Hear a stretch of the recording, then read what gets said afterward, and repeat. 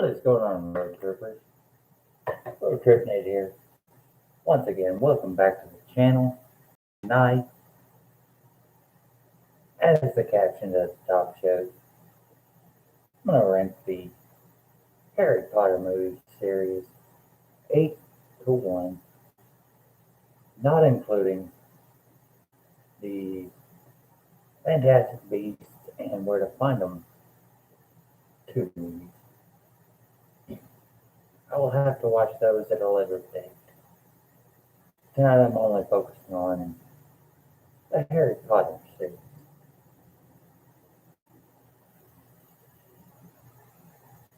I had a very hard time figuring out how I wanted to rank this series. Because I loved all 8 movies. They, in total, told a great story.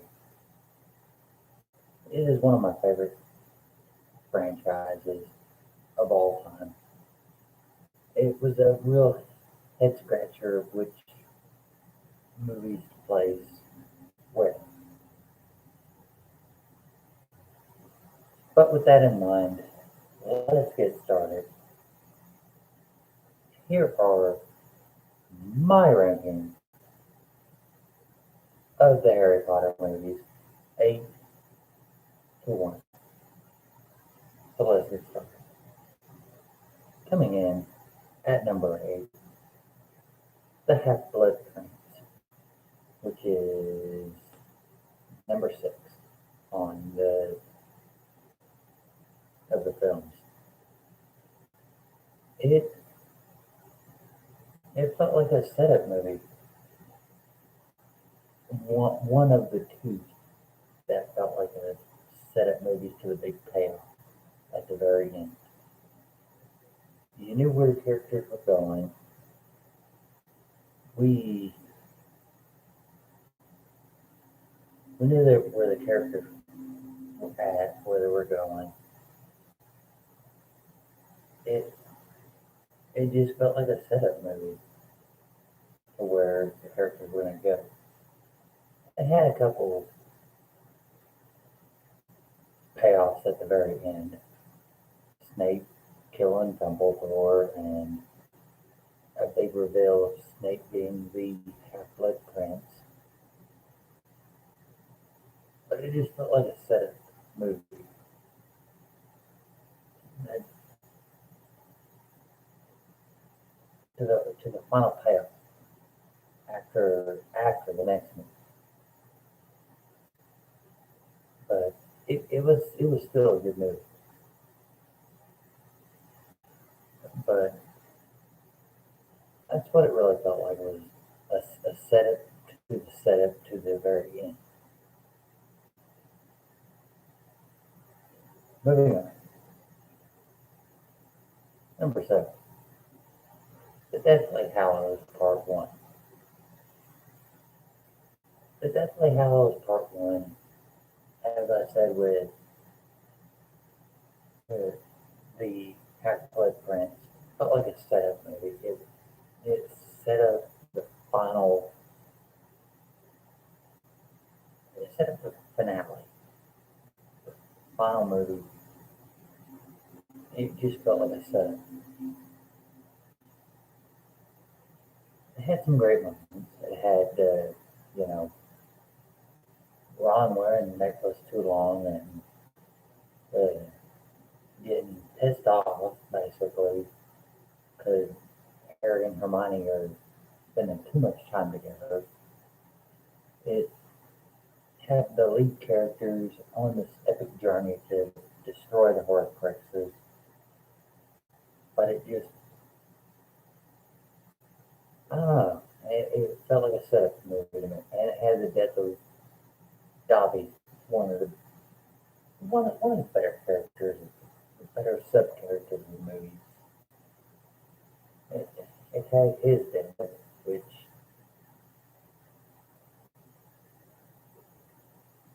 was pretty heartbreaking. That's what the movie felt like, was another B second setup movie to the finale of the series. So let's move on. Number 6, The Order of the Phoenix. Order of the Phoenix was okay.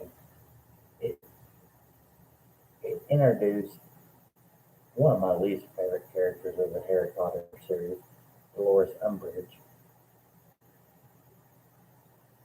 She, I'm just gonna say that she was pretty much a bitch. I, I did not like her character at all. She was,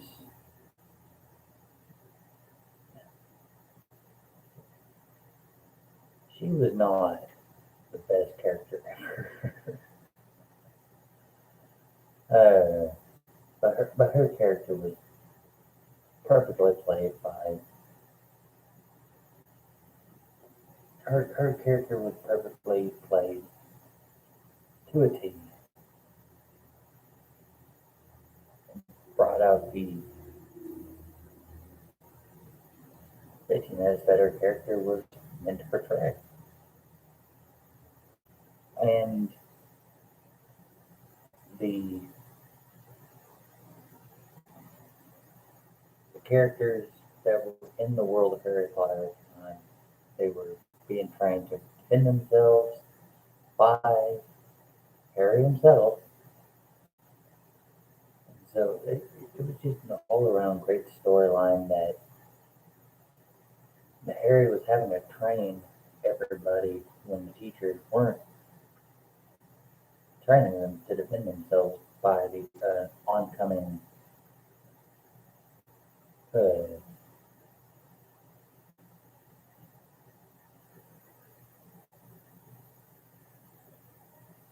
antagonist that is Voldemort. They were not being trained right, so Harry had to train all the students that wanted to participate. But it's still number 6. Number 5, The Goblet of Fire. It was an okay movie. It continued building on the world of Harry Potter. Had a big payoff at the very end where Voldemort finally comes back to life after 4 movies in.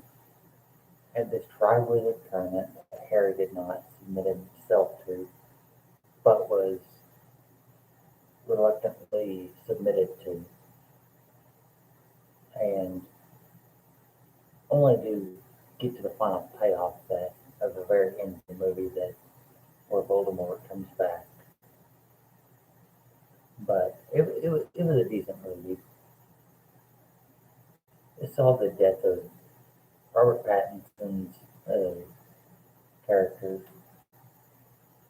Cedric, I believe, is what his name was.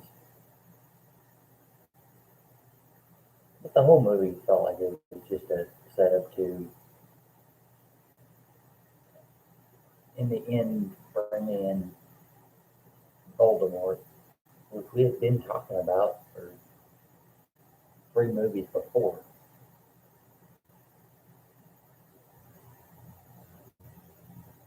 That's why it's number 5. Number 4, Chamber of Secrets. It was a decent movie. It was the second movie of the franchise.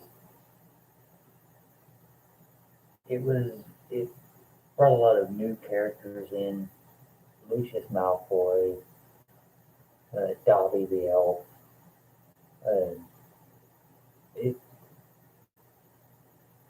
it it didn't quite feel the same as I think the first movie did,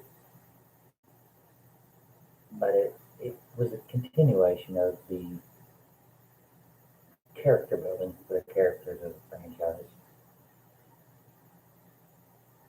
It was another instance of trying to bring Voldemort back as what the first film tried to do.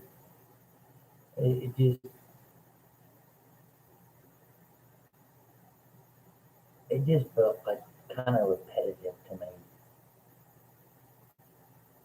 between what the first film did, but it also brought along a lot of several new characters to the franchise. But it felt repetitive to what the first film tried to do. Number three, the Sorcerer's Stone. The Sorcerer's Stone, first film in the series, was an introduction to the Wizarding world J.K. Rowling wrote in books, which I want to read all of her books one of these days. It was an introduction to her little Wizarding world of Harry Potter, which created a great franchise. And it was a good introduction to the characters Harry Potter, Ronald Weasley, Hermione Granger, this world of Hogwarts School of Witchcraft and Wizardry. It's a great starter movie and had the characters we would come to find out uh, what their place is in all this. We come to explore these characters, figure them out, and we get this first glimpse at the very end of the movie of Voldemort, who everybody starts talking about, who is the main antagonist of the whole franchise. So it's a good building movie for the whole franchise, a good starter. Number two, the big payoff, Deathly Hallows Part 2. This, in my opinion, as uh, my rankings, so in my opinion, it's the second best movie in the franchise because is the big payoff. We had the final battle between good and evil, Harry Potter versus Voldemort, and it has the siege on Hogwarts. It has Harry Potter dying and killing the Horcrux that is Voldemort's soul, part of the soul that's been a part of Harry Potter since the very beginning. It, it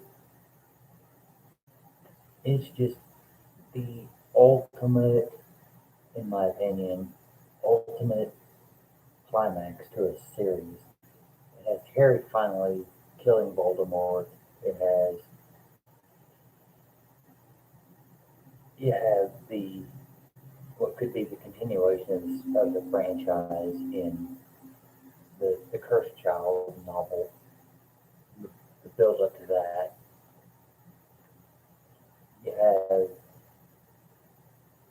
you have the leading heroes finally vanquishing a villain that has been plaguing them through 8 movies. I mean, it's just the climax, the payoff. It, it's it, it just makes for a good payoff for a great franchise. But number one, in my opinion, Prisoner of Azkaban. It had a great storyline. Sirius Black breaking out of jail, out of Azkaban, biggest and most highly guarded prison in the Wizarding world of Harry Potter. And Harry, throughout the whole movie, thought he was guilty, thought he was a betrayer of his parents and his parents' friends. When it comes to find out, he was actually their friend. Uh, he was wrongfully accused because the person that actually portrayed his parents, Peter Pettigrew, oh, Weasley's brat. But throughout the whole movie, we think that Sirius Black is this mass murderer of wizards, and we're led to believe this when, at the climax of the movie, it's revealed that Peter Pettigrew, a the biggest supporter of Lord Voldemort, is actually the one that uh, is to blame for Voldemort killing Harry's parents. And Sirius Black is proved innocent. We can't really prove it because of all the events that happen at the very end of the movie. Well, but we're introduced to all these different uh, species werewolves. Uh,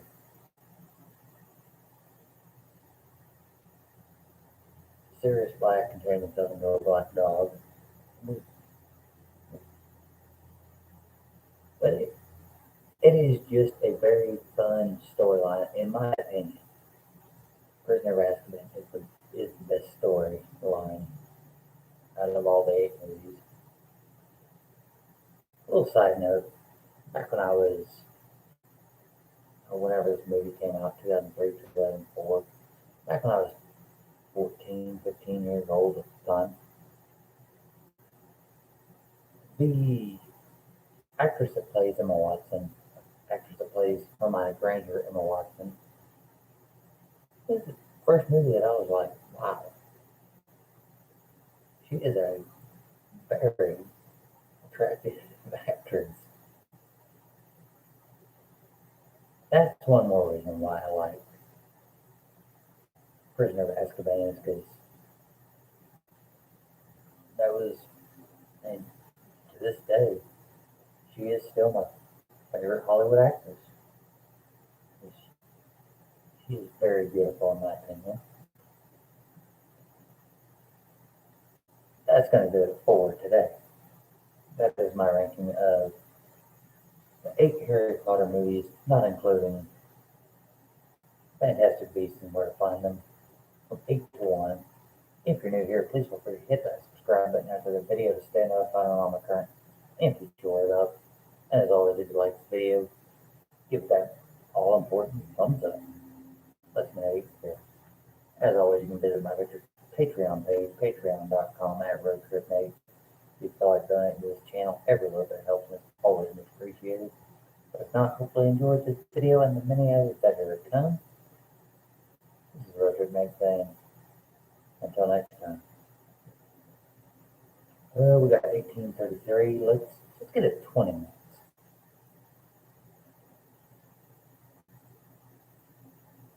Currently rewatching the Harry Potter series.